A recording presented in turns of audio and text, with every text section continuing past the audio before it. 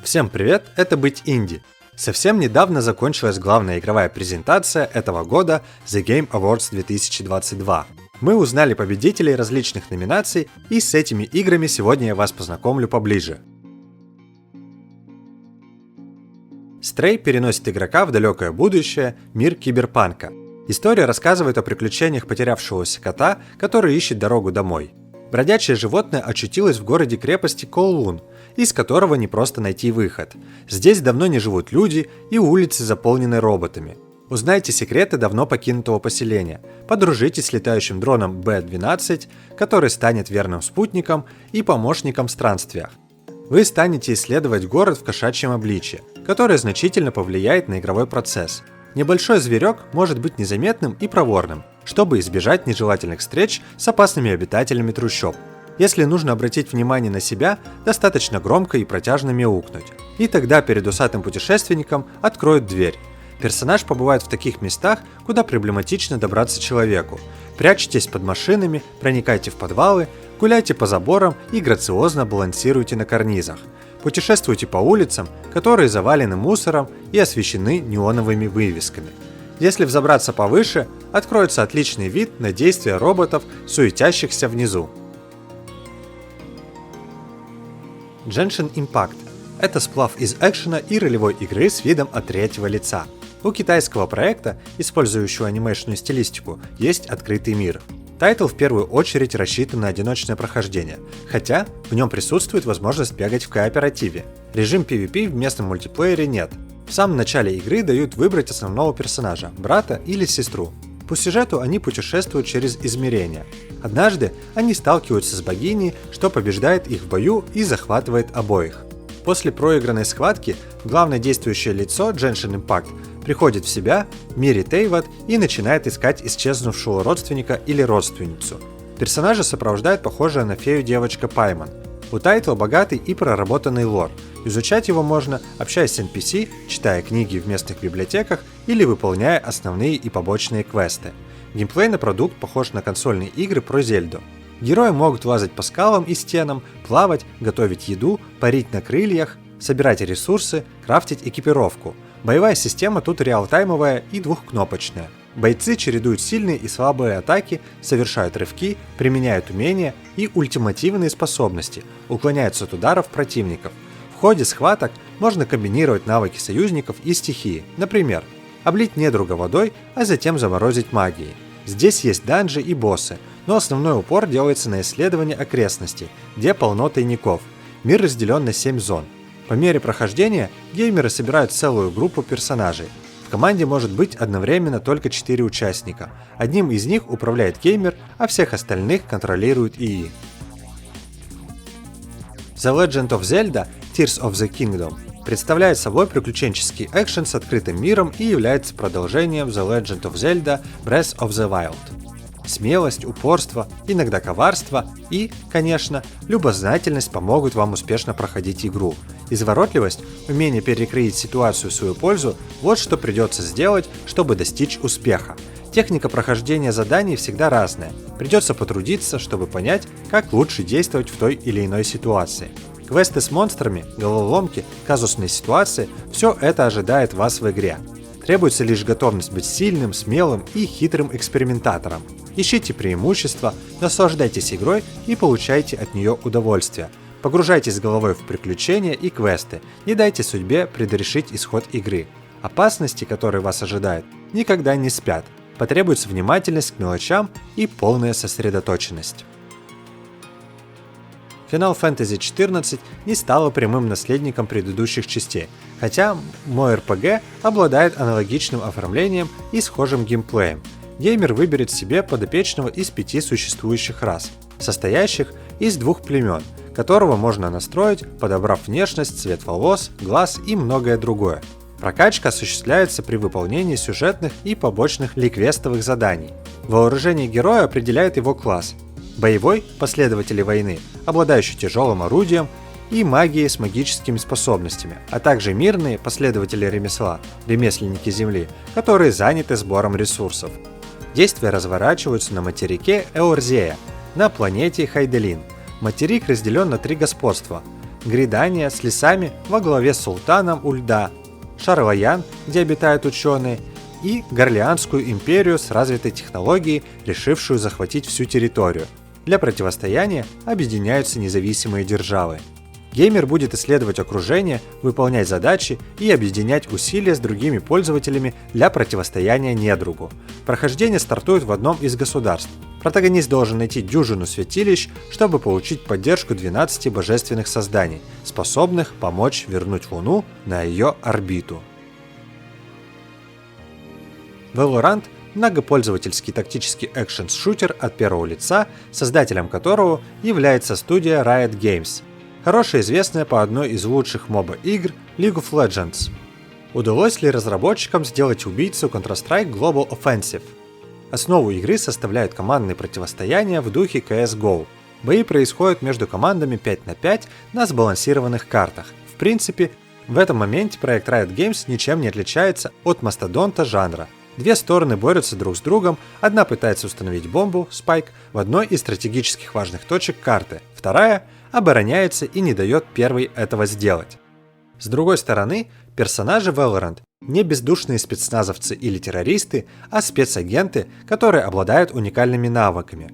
Могут совершать рывки, даш, устанавливать стены и блокировать проходы, поливать врагов залпом из лазерных пушек, устанавливать мины. Стоит отметить, что некоторые навыки в буквальном смысле покупаются перед началом матча, так же, как и вооружение. В телеграм-канале «Быть инди» я рассказываю об интересных новостях, связанных с игровой индустрией, новыми релизами и апдейтами. Также делюсь инсайдами собственных разработок и многое другое. Буду вас там ждать. Marvel Snap – это официально карточная игра знаменитой компании Marvel. В этой видеоигре пользователи погрузятся в огромную вселенную франшизы, собирая известных персонажей из комиксов. На этот раз они возвращаются в виде карт, чтобы создать лучшие колоды. В Marvel Snap динамичный игровой процесс. Каждая игра длится около 3 минут, что позволяет избежать длительных игр, которые могут превратить каждое сражение в утомительный или скучный опыт. Таким образом, пользователь может сыграть в быстрые игры во время любого перерыва, выполняя ежедневные миссии без необходимости уделять много времени игре Marvel Snap. В каждой игре представлены разнообразные локации, которые поклонники Marvel Universe по-любому узнают, от Асгарда до Ваканды. В каждой обстановке есть пассивные умения, которые могут определить исход игры. Одним из главных достоинств Marvel Snap является количество коллекционных карточек. Сама по себе вселенная Marvel довольно масштабная, с различными мирами и версиями персонажей, которые хорошо известны благодаря своей долгой истории. Пользователю не составит труда определить своих любимых супергероев, а также открыть для себя новых в рамках франшизы. Marvel Snap предлагает игроку большую коллекцию супергероев и злодеев Marvel с огромным количеством художественных стилей, которые играют решающую роль. Если вы являетесь поклонником знаменитой огромной вселенной франшизы, то эта игра для вас. Splatoon 3 – яркий и динамичный шутер, предлагающий выбрать своего инклинга или октонклинга, чтобы уничтожить своих врагов при помощи цветных чернил. Доступен широкий арсенал вооружения с самыми разными особенностями. Например, есть пистолетоподобный ствол со средним радиусом поражения, однако эффективно окрашивающий землю вокруг героя. Малярные валики охватывают огромную площадь, но менее эффективны в нанесении урона. В Splatoon 3 приключения появились новые виды вооружения, расширяющие стратегические возможности в бою. Появился лук, навыки включают в себя новые способности передвижения, разнообразные приемы, уклонения от атак, дополнительные виды кастомизации и тому подобное. Игровой процесс Splatoon 3 – классический шутер от третьего лица с элементами аркады. Все персонажи имеют уникальные особенности. Инклинги превращаются в кальмаров. Покрыв чернилами стены, можно взбираться по ним вертикально или горизонтально. Все оружие завязано на запасах чернил. Требуется переходить в форму кальмара, чтобы быстрее пополнять боезапас. Режим «Бой за район» предоставляет возможность вступить в сражение за территорию.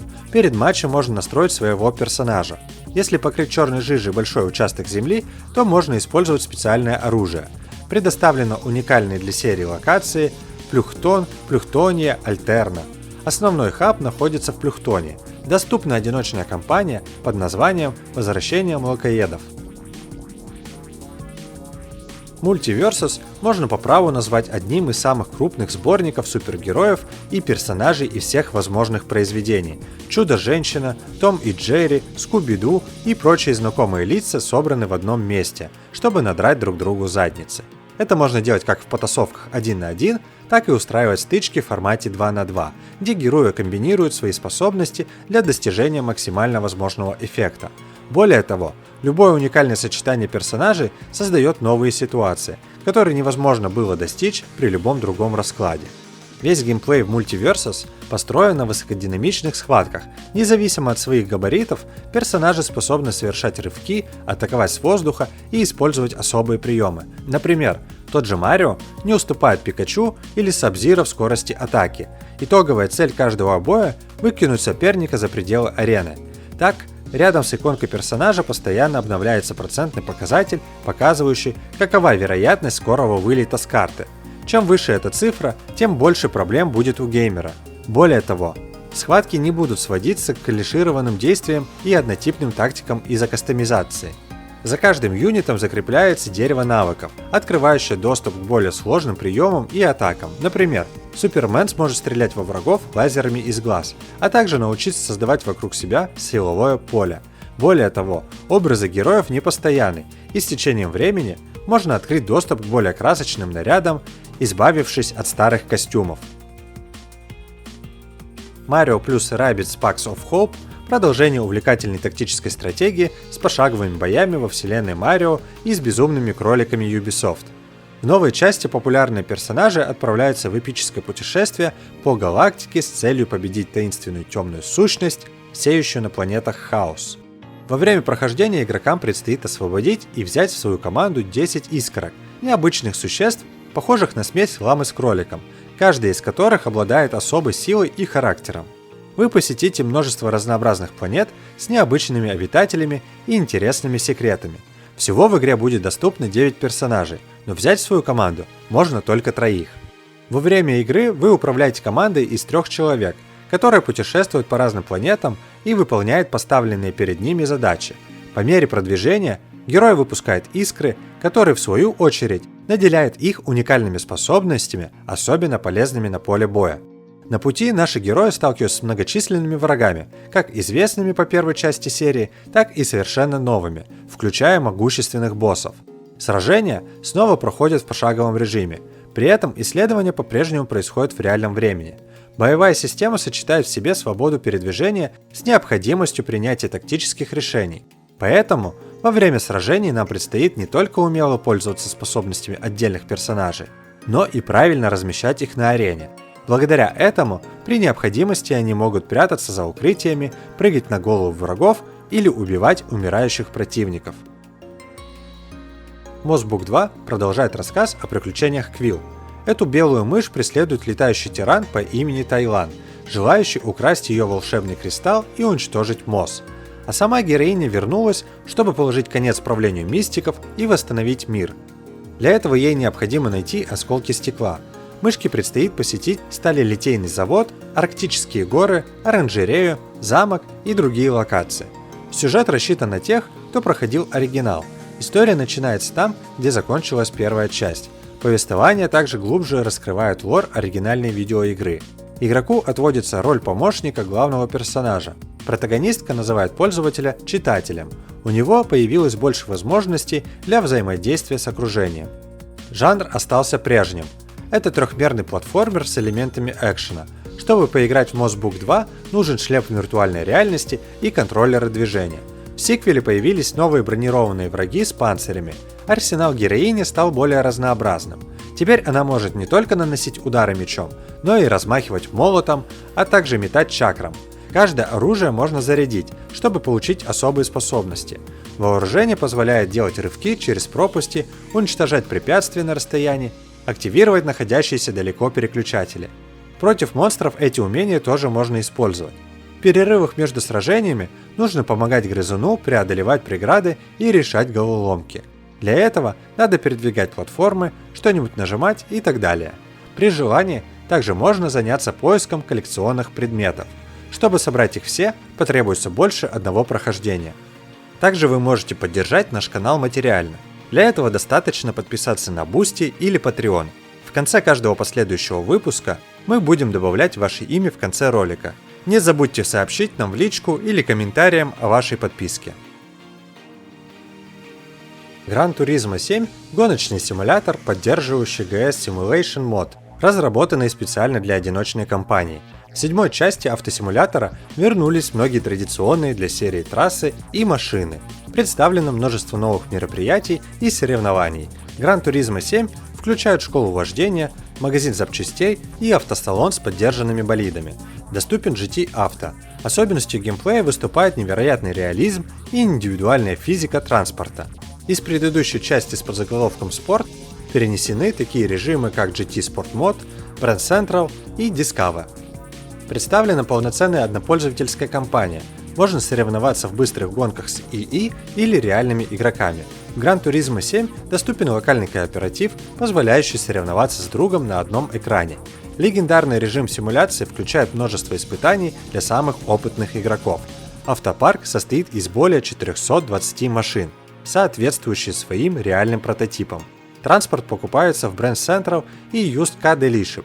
Доступен широкий выбор классических автомобилей, а также есть огромное разнообразие современных спорткаров. Весь автотранспорт по-разному ощущается на трассах и имеет уникальный тип управления. Соревнования проходят на 90 разных треках с индивидуальными физическими особенностями, включая динамическую смену погодных условий. Осадки имеют прямое влияние на игровой процесс, позволяя совершенно по-другому ощущать болид на треке. Bayonetta 3 – зубодробительный слэшер с очаровательной и харизматичной главной героиней по имени Байонетта. Девушка-ведьма, сражающаяся с демонами из потустороннего мира. Ее сила в виде злых плетей позволяет из своих волос создавать как прочный костюм, так и мощное оружие. Девушка сталкивается с новой угрозой в лице Гомункли.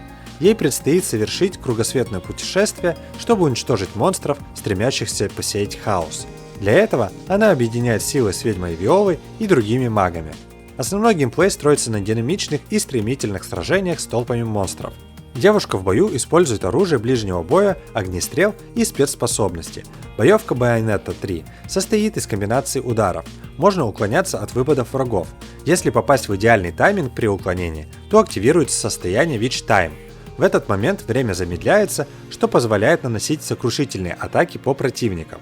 Часть геймплея отводится под исследование обширных локаций, решение пространственных головоломок и платформинг. Время необходимо замедлять при решении разнообразных пазлов, встречающихся на каждом уровне. У героини есть две уникальные способности – Demon Slave и Demon Masquerade. Ведьма может напрямую управлять демонами, чтобы они сражались на стороне героини, или же вызывать существо из преисподней, которое открывает доступ к особым магическим навыкам. В игре присутствует легкая эротика и обнаженка. Добавлен цензурный режим «Наивный ангел», скрывающий всю наготу во время кат-сцен. Девушка постоянно исполняет эротические танцы для вызова злых плетений. League of Legends – игра без сюжета, в которой две команды по 5 человек пытаются победить друг друга. Разработчики игр в таком жанре, как правило, не очень внимательно относятся к историям персонажей. В League of Legends это тоже не главное. Играть можно, не изучая прошлое героев, к тому же их тут больше 140. Тем не менее, создатели выпускают для некоторых из них ролики с небольшой предысторией. Это помогает сделать героев человечнее, чтобы игрокам хотелось управлять теми, с кем они себя хоть немного ассоциируют. Поэтому компания постоянно расширяет игровой мир. Сегодня во вселенной 13 регионов со своей уникальной историей. У героев есть биографии, определены мотивы и личные проблемы. Ориентироваться во всем этом может быть не просто даже опытным игрокам, не говоря уже о новичках и тех, кто совсем не играет в игры. God of War Ragnarok – продолжение истории Кратоса и Атрея, который исследует мир, вдохновленный скандинавской мифологией. События посвящены началу Рагнарёка. По легенде, он должен привести к гибели всех скандинавских богов, тем самым ознаменовав конец света. Игровой процесс «Бог войны» Рагнарёк остался верен оригиналу, однако введено множество новых механик, врагов, способностей и локаций. Основной упор сделан на взаимодействии между главными героями. Игрок управляет Кратосом и может отдавать команды сыну, чтобы проводить мощные парные атаки. Сам главный герой God of War Ragnarok все так же пользуется волшебным топором Левиафаном в качестве основного оружия. Топор имеет свойство бумеранга, поэтому его можно кидать во врага. Протагонист имеет несколько типов ударов. Комбинируя их, герой проводит различные мощные или специальные атаки. Каждому противнику необходимо найти свой индивидуальный подход. Присутствуют боссы в виде огромных колоссов. Герои должны преодолеть суровую трехлетнюю зиму, именуемую Фимбульвинтером. Во время приключений протагонисты встретятся с Феотуншей Агрободой и множеством других мифических богов. Побеждая врагов, Кратос становится сильнее. На собранный опыт необходимо покупать улучшения. Уровень повышается за счет брони и экипировки. Также требуется покупать способности и удары, позволяющие проводить сокрушительные комбо. Кратос умеет ставить блок, совершать перекаты, хватать врага и впадать в ярость. Уровни представлены элементами метроидвании и вертикальностью. Elden Ring – ролевая игра в открытом мире от создателей Dark Souls и Bloodborne в сотрудничестве с писателем Джорджем Мартином. Игровой процесс представляет собой экшен-РПГ от третьего лица, где вы исследуете просторы фэнтезийного мира, экипируетесь разнообразным вооружением и сражаетесь с могущественными врагами. В игре даже один противник представляет серьезную угрозу. Сражения базируются на таймингах и парированиях. Внимательно изучайте паттерны монстров, чтобы эффективно контратаковать их выпады. Игра отличается интенсивными боями и хардкорной сложностью. Доступно несколько видов ударов, блок и перекат. Особое внимание уделяется выносливости персонажа. Огромный упор Elden Ring делает на RPG-механике. В начале игры можно создать своего персонажа. Отправляйтесь на исследование открытого мира как на своих двоих, так и при помощи верного коня. Мир разделен на области, каждая из которых имеет уникальную планировку, внешний вид и врагов. Каждая область представлена могущественным боссом. Победив монстра, вы получаете новые способности и доступ к ранее закрытым локациям. В отличие от многих ролевых игр, здесь нет мирных NPC или хаб-поселений, где можно перевести дух или экипироваться. Мир Elden Ring – это место боли и печали. Здесь вас ожидают лишь руины древних замков, множество агрессивных монстров и трудные испытания, которые сможет пройти только самый смелый путник. Визуальная сторона представлена готической стилистикой и сеттингом темного фэнтези.